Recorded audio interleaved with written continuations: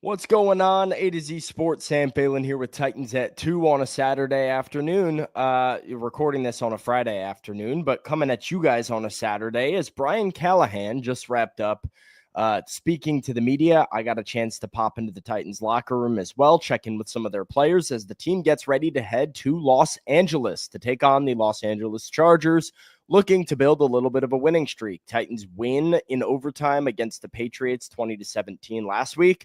Can they keep momentum rolling? We'll see. Will Levis, though, is looking to get momentum rolling as he is returning back to being the Titans starting quarterback. We'll show you what Callahan said about Levis, and then we'll go over why the Titans are trying to beat the Chargers at their own game. That's what we got for you here today.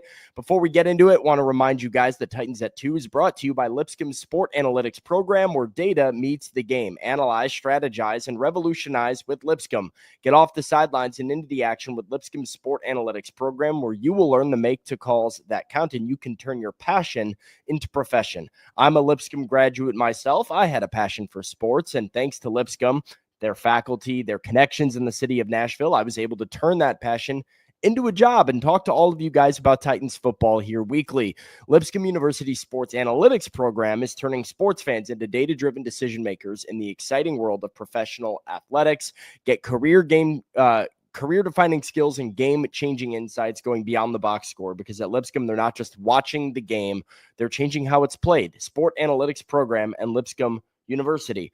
All right, let's get to Brian Callahan, who did not beat around the bush. He met with Titans media earlier this afternoon and said, feeling good about where the Titans are at injury-wise, and let us know that Will Levis, good to go, back as the starter. Only designation for this week will be Sneed. Will be out. Everybody else has a pretty good chance of, we'll take it up to game day on a few of them, but most guys have a pretty good shot that were listed. Again, report will come out this afternoon, but don't see anybody else being ruled out, and we'll just wait to Sunday on one or two of them, but feel pretty good about where we're at. On the injury front, just to save Jim from asking me if the sixth captain will be Sebastian Joseph Day this week, former Charger. I'll let him be the sixth captain. He's done a great job for us. Other than that, Will start this week. Just let you guys know that now. No reason to wait. Will's going to play. Had a really good week of practice. Feels really good. Best he's looked in a couple of weeks, so excited to see him go play. He is just chomping at the bit, as he said, to be out there. Yeah, how's he been through this process of having to sit? You know, he's been good. I think he learned a little bit about himself in the process.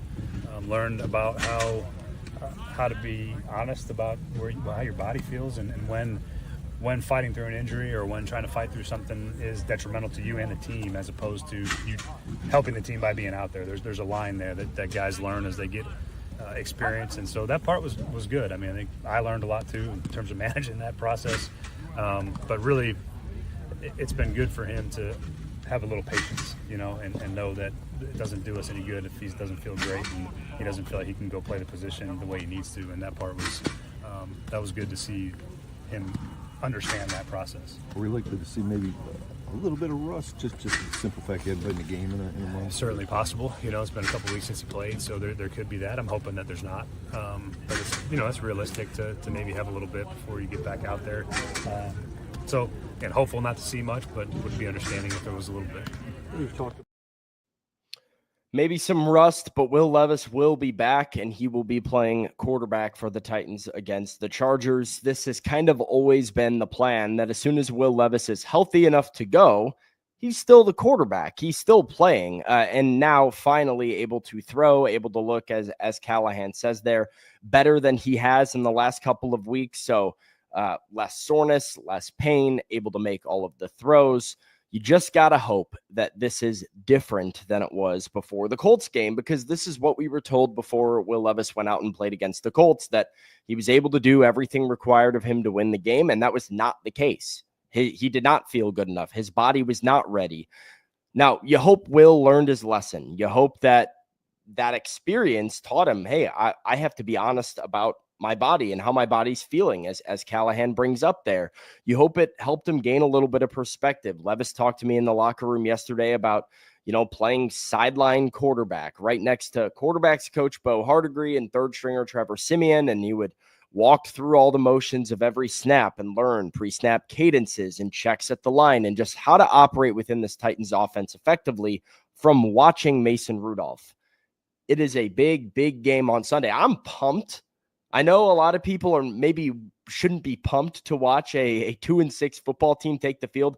I'm excited to see how healthy Will Levis looks against a very good Chargers defense in a very interesting game. We'll get to that here in a moment, but I do want to go back to what Brian Callahan said to the beginning when he talks about some injuries again. Only designation for this week will be Sneed. He'll be out. Everybody else. L'Jarius Sneed out yet again. What's going on with him? Because this will now be 4 games that he's missing. The Titans haven't placed him on injured reserve, and yet he keeps not being able to play, not even being able to practice. It was supposed to be a quad bruise, a pretty substantial quad bruise, as Brian Callahan said. He ended up saying those are painful, but not something that you should be out for a long period of time for, at max, like a week. He ended up saying that, a little bit of time went by. The bruise wasn't getting any better. It was staying painful. And so the Titans put Sneed through an MRI. They found out that he is a quad strain on top of the bruise. So a quad bruise and a quad strain. Muscle strains keep you out for a chunk of time, depending on their severity. It just hasn't been getting better fast enough, and that is what has been holding Sneed back. He's doing rehab. Callahan remains hopeful they can get him back soon. But that's the update on L'Jarius Sneed.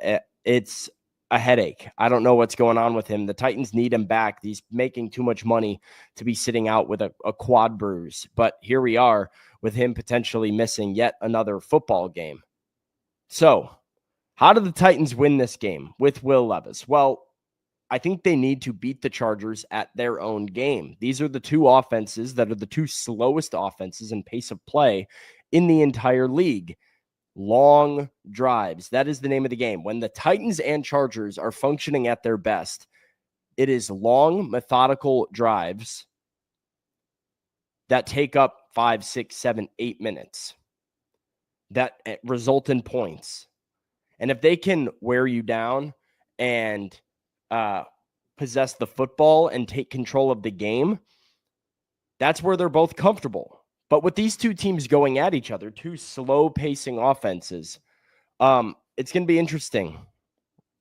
Nick Holtz talked about that when I asked him in a press conference yesterday, and he went on to talk about how staying ahead of schedule, staying on schedule is the key for the Titans, and said, yeah, the Titans have to beat the Chargers with the same style of football the Chargers are going to try and beat the Titans with. About where he's been, and we're really happy for him too. When you look at a game that might give you 8 or 9 possessions, like you said, and an opposing offense that can have long, sustained drives, I guess, what is the challenge for a play caller and an offense to make sure you're continuing your offensive momentum while also potentially having long, breaks in between sequences? Yeah, the key for us is staying on schedule. So first and second down are almost as important or more important than third down, theoretically, because these guys, they've given up 6 conversions on 3rd and 8+.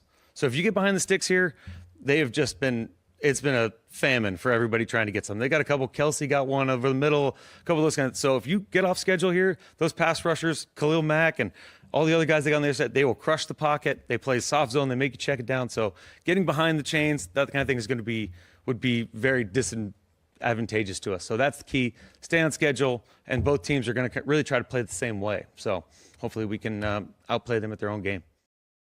Outplay them at their own game. 2 teams that are going to try and stay on schedule, pick up 5, pick up 5, pick up 7, pick up 4, pick up 3.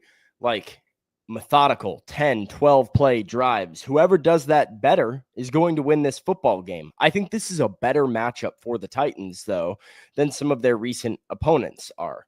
Buffalo, Detroit. Those are teams that create explosive offense.